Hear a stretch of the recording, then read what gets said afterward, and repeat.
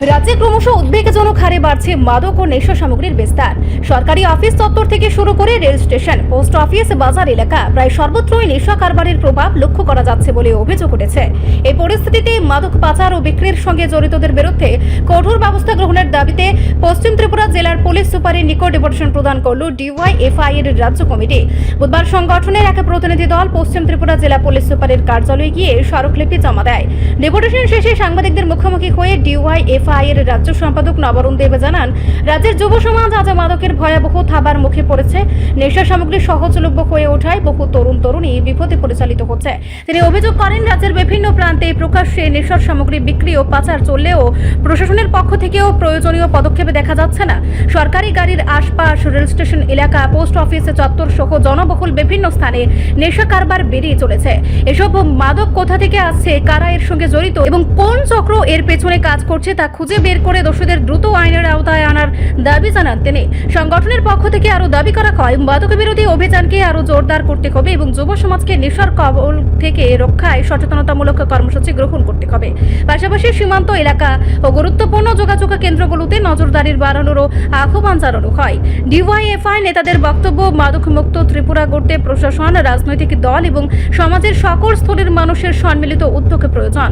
Police সুপারের কাছে তারা দ্রুত কার্যকর পদক্ষেপ গ্রহণের আবেদন জানিয়েছেন। এদিনের ডেপুটেশনে ডিওয়াইএফআই এর রাজ্য ও জেলা স্তরের একাধিক নেতাকর্মী উপস্থিত ছিলেন। আমরা জেলা সুপারের নিকট ডেপুটেশনে মিলিত হচ্ছি ডিওয়াইএফের পক্ষে। প্রথমত হচ্ছে ধারাবাহিকভাবে আমরা ডিওয়াইএফআই নেশার বিরুদ্ধে এবং নেশা কারবারিদের গ্রেপ্তার করার দাবি জানিয়ে আসছি। আমরা দেখছি সেই ক্ষেত্রে নেশার বাণিজ্য প্রতিদিন বৃদ্ধি পাচ্ছে।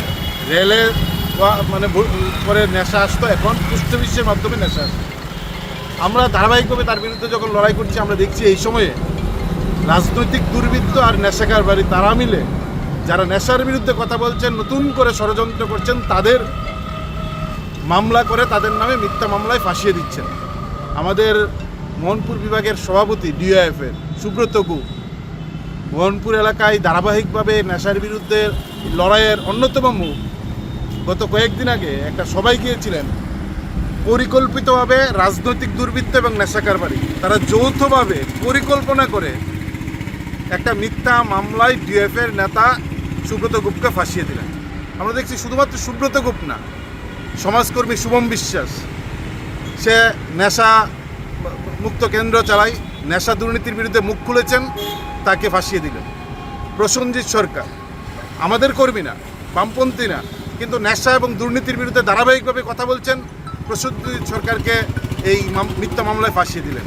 ফলে নতুন করে ষড়যন্ত্র শুরু হয়েছে। নেশা দুর্নীতির বিরুদ্ধে কথা বললেই তাদেরকে নতুনভাবে ষড়যন্ত্র করে রাজনৈতিক দুর্বৃত্ত এবং নেশা কারবারিরা যৌথভাবে পরিকল্পিতভাবে তাদের মিথ্যা মামলায় ফাঁসিয়ে দিচ্ছেন। আমরা এই বিষয়টা জানাতে এসেছি যে সঠিক তদন্ত করা এবং যারাই পরিকল্পনা করছেন তার পেছনে যারা যুক্ত তাদের বিরুদ্ধে যেন পুলিশ কঠোর ব্যবস্থা গ্রহণ করে এবং যাদেরকে ফাঁসানো হচ্ছে তারা যেহেতু নেশার বিরুদ্ধে আন্দোলনের অন্যতম মুখ, এই বিষয়টা সুষ্ঠু তদন্ত করা। এক। 2 নম্বর হচ্ছে, আমরা দেখছি এই সময়ে সমাজের মাধ্যমে সরকার বিরোধী কোনো কথা বললেই বিজেপি মামলা করছে, পুলিশ দ্রুত গিয়ে তাদেরকে গ্রেপ্তার করছেন, জেল খাটাচ্ছেন। আর তাতে উৎসাহিত হয়ে সরকার বিরোধী সোশ্যাল মিডিয়াতে কেউ কথা বললে এখন বিজেপির দুর্বৃত্তরা তাদের ধরছেন, মারছেন, কান ধরে উঠবোস করাচ্ছেন, বাড়িতে গিয়ে আক্রমণ করছেন। ভয়ঙ্করতম ঘটনা সেই জম্পুই জেলা সংঘটিত হলো। মামলা পর্যন্ত এই সমস্ত ক্ষেত্রে নিচ্ছেন না। আর তার সঙ্গে আমরা যেটা বলতে চাই, গতকালকে আমরা দেখলাম সংবাদ মাধ্যমের মধ্য দিয়ে নেশার বিরুদ্ধে কথা বলছেন একজন মন্ত্রী, এবং আমরা বলবো যে গোটা রাজ্যের মানুষ আপনারা দেখবেন যে রাজ্যের মন্ত্রী টিঙ্কু রায় গতকালকে সংবাদ মাধ্যমের কাছে নেশা নিয়ে কথা বলছিলেন, অনেক কথা বলছেন, কিন্তু একটা বার নেশা কারবারি, নেশা বাণিজ্যের বিরুদ্ধে একটা শব্দ উচ্চারণ করলেন না। আমরা মাননীয় মন্ত্রীকে জিজ্ঞেস করতে চাই যে আপনি নেশা মুক্তির কথা বলছেন, অথচ নেশা কারবারি, নেশা বাণিজ্যের বিরুদ্ধে আপনি একটা শব্দ উচ্চারণ করলেন না। আপনি বললেন নেশা মুক্তি কেন্দ্র সরকার করছেন, মানিক শাহ রাস্তা দিয়ে হাঁটছেন সচেতন করতে, তিনি রাস্তা দিয়ে হাঁটছেন মানুষ সচেতন করার জন্য তিনি নিচ্ছেন, কিন্তু মন্ত্রী কেন নেশা কারবারি এবং নেশা বাণিজ্যের সম্পর্কে মন্ত্রী নিশ্চুপ থাকলেন, একটা শব্দ তার বিরুদ্ধে উচ্চারণ করলেন না। রাজ্যের মানুষ এবং আমাদের নতুন করে প্রশ্ন তৈরি হচ্ছে, এতে মন্ত্রীর দুর্বলতা কোথায়? কেন মন্ত্রী নেশা কারবারি, নেশা বাণিজ্য, নেশা পাচারের বিরুদ্ধে কথা বললেন না? রেল থেকে পোস্ট অফিস নেশার পাচার হচ্ছে, বাণিজ্য হচ্ছে, এবং নেশা কারবারিরা এখন নতুন করে সরকারি যাতায়াত পরিবহনকে ব্যবহার করছেন নেশা বাণিজ্যের জন্য। বলে এই সরকারের ব্যর্থতা ডাকতেই নেশা কারবারির বিরুদ্ধে কেন সরকার এবং মন্ত্রী কথা বলছেন না জানি না। কনভিকশন রেট হচ্ছে 3.09% নেশার, বলে 97% নেশা কারবারি যা মামলা হচ্ছে তারা মুক্ত হয়ে যাচ্ছেন।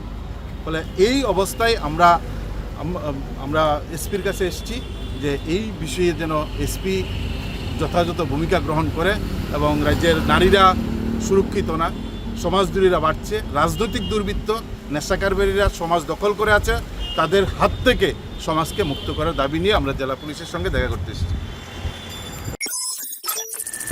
রিপোর্ট সংবাদ প্রতীক্ষা।